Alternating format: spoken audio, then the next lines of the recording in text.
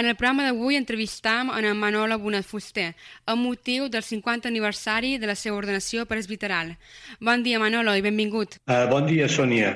Manolo, vas ser ordenat prevere missioner el 29 de juny de 1973 a la parròquia de la Mare de Déu del Roser del Castell pel bisbe Miquel Moncades.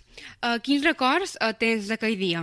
I doncs jo aquell dia és molt present i molt viu, com canta en Joan Manuel Serrat, fa 20 anys que té 20 anys, i encara som viu i encara tem força. Vull dir que això, les decisions en la vida, si s'agafen, si s'aprenen amb amor, no envaeixen. Per tant, et sí que vaig donar com a missioner, prevere missioner, al Castell fa 50 anys, és com si fos avui mateix. Perquè la vida jo la considero que no envaeix. La vida no envaeix com els somnis i els bons records. I bueno, has servit com a missioner gran part de la teva vida. Ara te volíem demanar, en aquest sentit, què destacaries dels teus 42 anys a Ghana, a Àfrica? Bé, seguint a Àfrica, naturalment, hi va haver moments molt negres, però jo diria més bé que van ser uns anys de descoberta, de sentir que la missió, l'evangelització, era una cosa que anava cresquent, anava agafant força i agafant cos.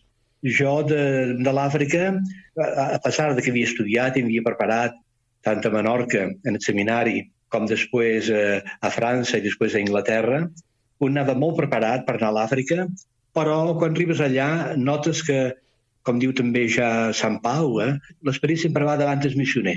La feina grossa és qui xarma el camí, és l'esperit de Déu, l'esperit de Déu, i el missioner el que té que fer és saber llegir el signe dels temps i les senyals de l'esperit viu de Déu. I en aquest sentit, quina és la satisfacció més gran que t'ha portat i que te segueix aportant ser missioner? I primer de tot, que també la feina meva missionera la vaig poder combinar amb molt de menorquins i menorquines que van venir a ajudar-me allà, sobretot en projectes de desenvolupament. I rellant 250 joves que van venir allà. I això, clar, va fer que la missió no fos una cosa personal només, sinó que van fer bolla amb molta gent de Menorca.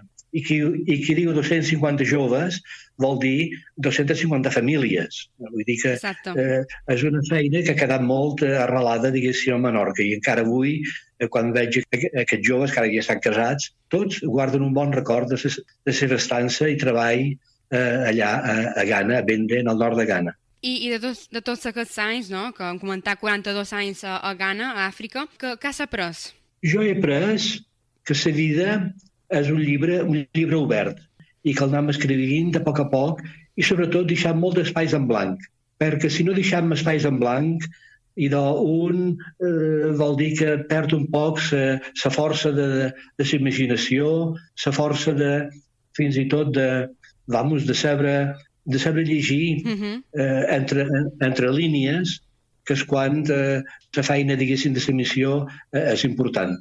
I actualment estàs vivint a Suïssa. Quina és la missió que estàs realitzant allà, en aquest país? O sigui, a Suïssa estic aquí com a missioner.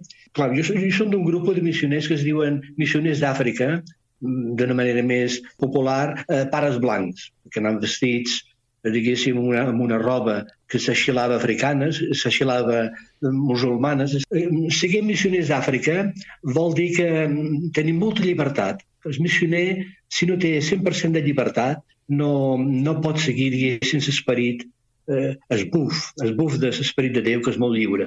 L'Evangeli ja ens diu que l'esperit és com el vent. El vent no té fronteres, no té portes. Per tant, aquí jo estic fent una experiència amb altres esglésies i amb altres grups per mirar de trobar valors nous en el missatge, que és un missatge d'Evangeli, que de fet és un missatge de vida, o un missatge de vides.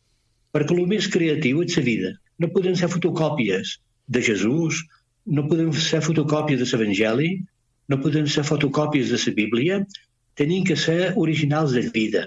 I com diu Jesús, una vida amb abundància, una vida que ompli i que toqui la gent.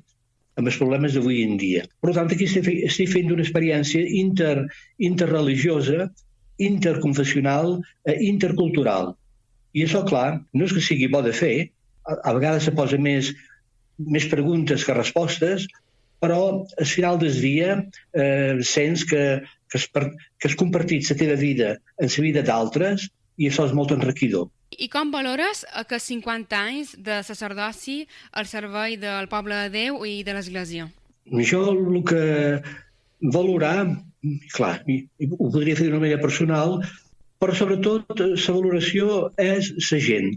La gent en la que jo me trobo, tant aquí com a Menorca, és una gent que a vegades, clar, no és gent que a vegades anarà a l'església, cada diumenge, només hi anarà moments puntuals, com pot ser un naixement, com pot ser un casament, com pot ser un funeral, però com la gent te valora, crec que és molt important. És com el mirall. El mirall no és un mateix, el mirall és la gent. I jo el que noto és que molta gent, tant a Menorca com aquí, diuen, mira, parlant amb vostè o parlant amb tu, not que, en fi, que hi ha comunicació, que hi ha una corrent que passa. I clar, quan això la gent te diu això, crec que és l'important. L'important, com dic, és comunicar-se amb la gent. I ja per anar acabant, una breu reflexió. Des del principi del seu pontificat, el papa Francesc ens proposa una església en sortida, una església de portes obertes. En aquest sentit, Manolo, com podem ser els cristians d'avui deixebles missioners? És que jo crec que a vegades el missatge de l'Església és un missatge que té que ser sobretot per la gent que té necessitat. Com ja deia Jesús, he vingut pels malalts i no pels que estan bons. He vingut pels pecadors i no pels que són justos o que són perfectes. Per tant, jo crec que l'Església sempre té que tenir, com Jesús mateix, un missatge cap a la gent, diguéssim, que se troba a vegades dins la síquia de la carretera o del camí. I és aquí on Jesús encara avui té aquesta força de convicció i de conversió. I moltes gràcies, Manolo, per compartir aquesta estona amb tots nosaltres. Enhorabona per aquests 50 anys de servei sacerdotal de la teva ordenació presbiteral i també gràcies per compartir aquest testimoni de fe tan enriquidor i de ben segur tan inspirador per moltes persones. Gràcies, Sònia. En vida teva i en vida vostra. Gràcies, bon dia.